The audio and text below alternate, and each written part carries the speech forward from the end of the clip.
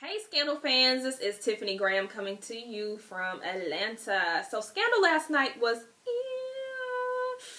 it doesn't give me that like spiciness that episode 1 and 2 did. It was cool, but yeah, let's get into it.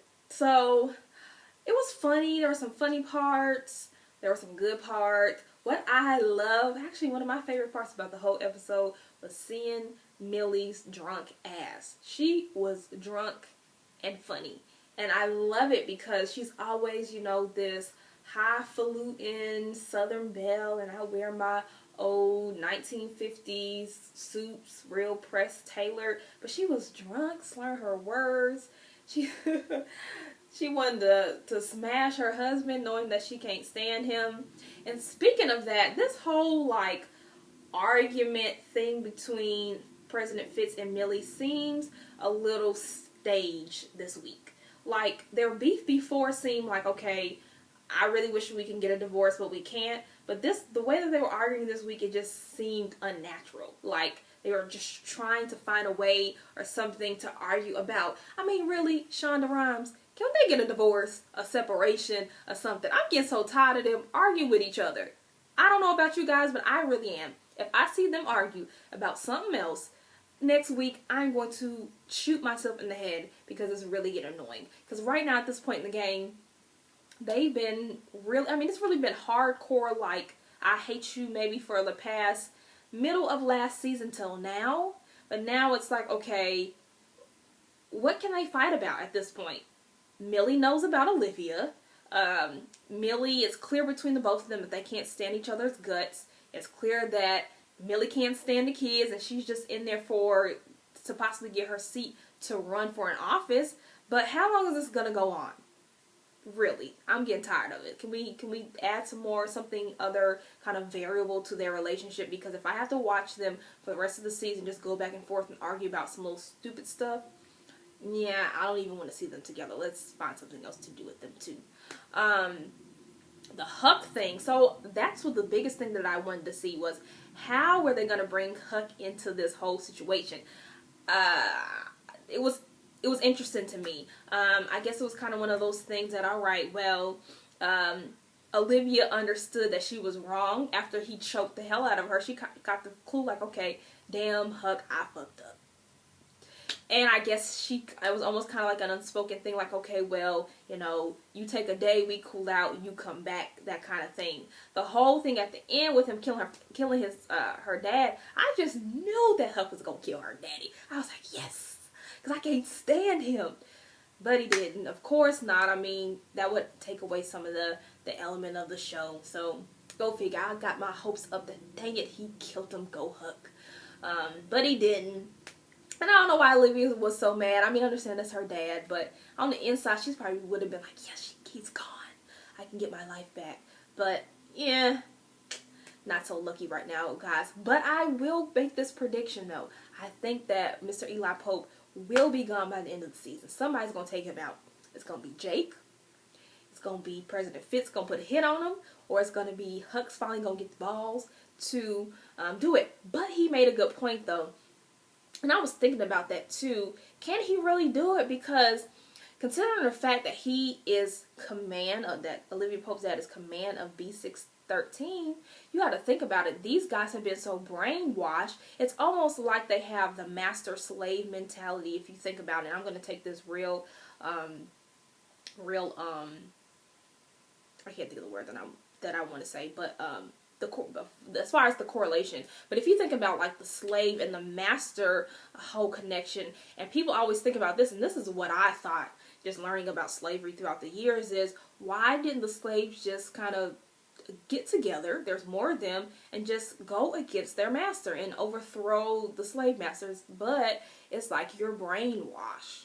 You have this whole, you've been under control for so long by this person that's all that you know. You just know how to be subordinate to this people, so you can't do it. And it was just so powerful about what Huck said, because I don't think a lot of people really catch the big picture about, he controls me, period. I can't, it's like people don't understand why people can do do so wrong by you and for so long, and people on the outside looking in, they're like, well, why don't you just leave, or why don't you just fight back? And you can relate this to all kinds of different situations, like women who are abused. But you think about it, it's like you've been in the situation for so long, it's almost kind of like you don't bite the hand that feeds you.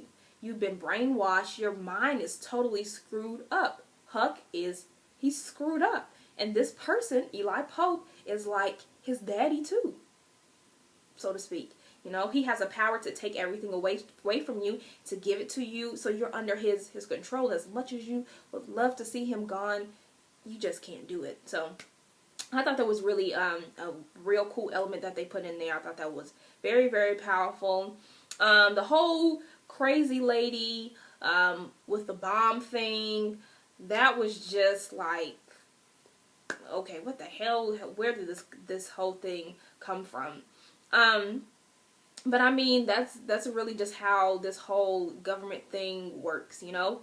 And I hope a lot of people caught that too, is that we are told in the media one thing, but behind closed doors, there's a whole different conversation that is had. And that's another thing that people want to wake up to. Now, once you open that Pandora's box, it's hard to go back. But I mean, one thing I will say about this episode of Scandal, though, they put a lot of good underlying bigger themes in this episode. It had a lot of, if you were really paying attention to it, it had a lot of really important messages in there. But you had to catch them, and you had to extract the entertainment value out of it and look at the big picture. Like, a lot of this stuff, and it's fun, and it's funny, and it's exciting, and thrilling, and all those great emotions. But secretly, they are really trying to tell you a story, big picture. And there was a few of those elements that they put in there that I really like that. Because as far as just the normal rigmarole of the episode, it was just okay to me. But the messages this week were really big, and they spoke volumes. Jake. I love Jake. I can't wait till he gets back and he gets all sexy again, because he is so fly for a white boy. Love him. I'm really curious to see how his relationship and Olivia's relationship is really going to play out with each other, and how that battle is going to come with him and Fitz. I was hoping before that Jake was just going to come in and just take Olivia's mind off of Fitz altogether. As much as I love them together, I really like her and Jake. I think that they could have a good thing going. But the question is, where are Jake's loyalties going to lie? Because again, just like Huck, he's brainwashed.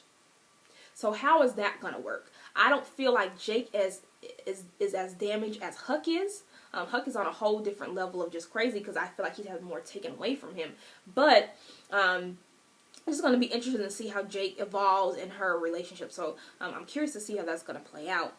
So make sure, that's really, I'm trying to think if there's anything else that like really jumped out at me about this episode. Oh, I almost forgot. David Rosen grew some balls. This must be like balls growing season. Like, everybody just want to walk around with a big sack. I loved when he got up and put Cyrus in his place, because normally David Rosen does not use his power at all. He's a big pushover, and that's how he ended up in a situation that he was. But I like that he said, you know what, Cyrus, I'm tired of this. I'm not, look. I love that. Yes, I loved it.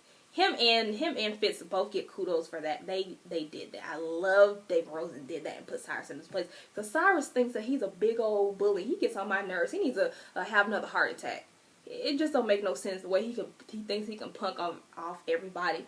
A lot of people don't stand up to Cyrus because he just yeah all the time. But I love that David Rosen stood up to him and he got him in his place. That was what's up. So anyways, Scandal, it was cool. Good messages, good stuff. Let me know what you think. How do you think Jake and Olivia are going to pan out? Is it going to be a love thing, or is it going to be a war? So catch me for next week's episode. And also, don't forget, you know, if you are interested in being able to write reviews, do videos about reviews, about things that you love, then let me share with you how I get paid to do different fun things like this. It's lots of fun and it's easy. You're gonna watch it anyways. Why not make money from it, okay? So I will see you guys next week. Same place, same YouTube channel. Bye.